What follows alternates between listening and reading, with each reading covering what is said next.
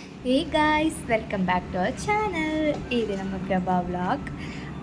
எங்களுக்கு எல்லா ஹாஸ்பிட்டல்லையும் சரி ஒவ்வொரு டே வந்து நமக்கு வந்து குரூப் டிஸ்கஷன் இருக்கும். அதாவது வந்து நமக்கு என்னெல்லாம் அப்டேட் பண்ணியிருக்காங்க, நம்ம என்னெல்லாம் வந்து பழைய ப்ராசஸை வந்து நம்ம ஸ்டாப் பண்ணிவிட்டு புது புது ப்ராசஸை வந்து ஸ்டார்ட் பண்ண போகிறோம் அப்படின்னு அப்டேட் கொடுத்துட்டே இருப்பாங்க.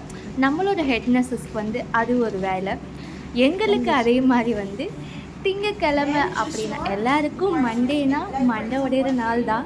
அதே மாதிரி தான் எங்களுக்கு. பட் சவுதியில் வந்து கொஞ்சம் டிஃப்ரெண்ட்டு என்னென்னா, சண்டே தான் அங்கே வந்து அஃபிஷியல் டே. அதாவது ஃப்ரைடே சாட்டர்டே லீவ் இல்லையா? இந்தியாவில் வந்து நமக்கு சாட்டர்டே சண்டே லீவுன்ற மாதிரி சவுதியில் வந்து ஃப்ரைடே சாட்டர்டே லீவு. ஸோ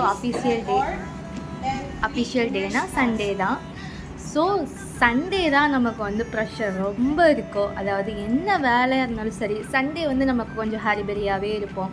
அதே மாதிரி தான் நம்மளோட ஹெட்னஸ் வந்து நமக்கு வந்து அங்கே வந்து ஒயாசிஸ் அப்படின்ற ஒரு ப்ராசஸ் தான் வந்து அங்கே வந்து நாங்கள் ஸ்டார்ட் பண்ணியிருக்கோம்.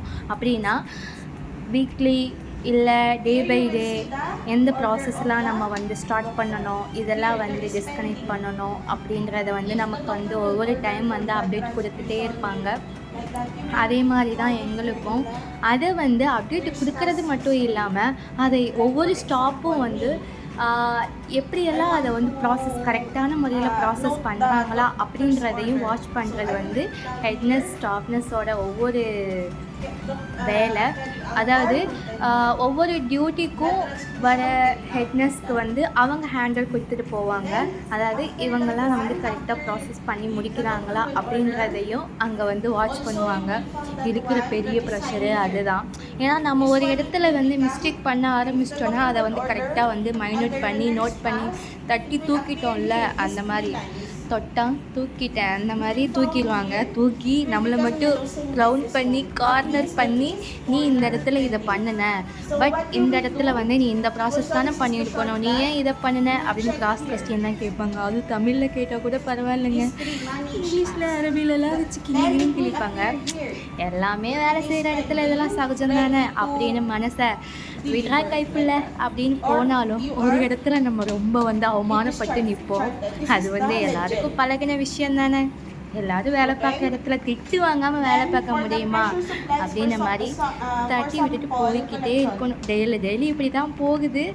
பட் அது இருந்தாலும் லைஃப்பில் எவ்வளவோ நம்ம வந்து சர்வே பண்ண கற்றுக்கிட்டோம். எங்கள் பாருங்கள், சார்ஜஸ் ஏதோ பேசிகிட்டே இருக்காங்க. நான் வந்து வீடியோ எடுக்கலன்னு அவங்களுக்கு தெரியும். பட் இருந்தாலும் இது எப்போ இப்படி தான் அப்படின்றத வந்து அவங்க வந்து நம்மளோட வேலையை நம்ம கரெக்டாக முடிச்சுட்டு போயிட்டே இருக்கணும் அப்படின்னு எங்களுக்கு வந்து இப்போ ஒரு புது ப்ராசஸ் சொல்லி தராங்க. அதை வந்து எல்லோரும் பாருங்களேன், எல்லாருடைய கண்ணும் அவங்க மேலே தான் இருக்குது. ஏன்னா கடைசி கொஷின் கேட்பாங்களே, அதுக்காக தான். இந்த மாதிரி எல்லாருக்கும் ஒரு விஷயம் வந்து பிடிக்காமல் இருக்கும். பட் என்ன பண்ணுறது, எல்லாம் அதை வந்து கடந்து போய் தானே ஆகணும். ஸோ எனக்கெல்லாம் உண்மையே சொல்லணும்னா எனக்கெல்லாம் சிஸ்டம் பற்றி ஒன்றுமே தெரியாது இந்தியாவில் இருக்கிற வரைக்கும். ஏன்னா எனக்கும் சிஸ்டத்துக்கும் வேலையே இருக்காது. பேஷண்ட்டை பார்க்குறதுலேயே 24 ஹவர்ஸும் சரியாக போயிடும். 24 டியூட்டி வந்து 8 hours 6 hours தான். ஆனால் நம்ம டியூட்டி முடிச்சுட்டு ஹேண்ட் ஓவர்லாம் கொடுத்துட்டு வீட்டுக்கு வந்தும் நமக்கு வந்து அந்த 132வது ரூமில் ஏன் இன்ஜெக்ஷன் அங்கே வச்சுட்டு வந்திருக்க, ஏன் கிட்னி ட்ரை அங்கே வச்சுருக்க அப்படின்னு ஆஃப்லைன் ஹேண்ட் ஓவரும் வாங்குவாங்கல்ல.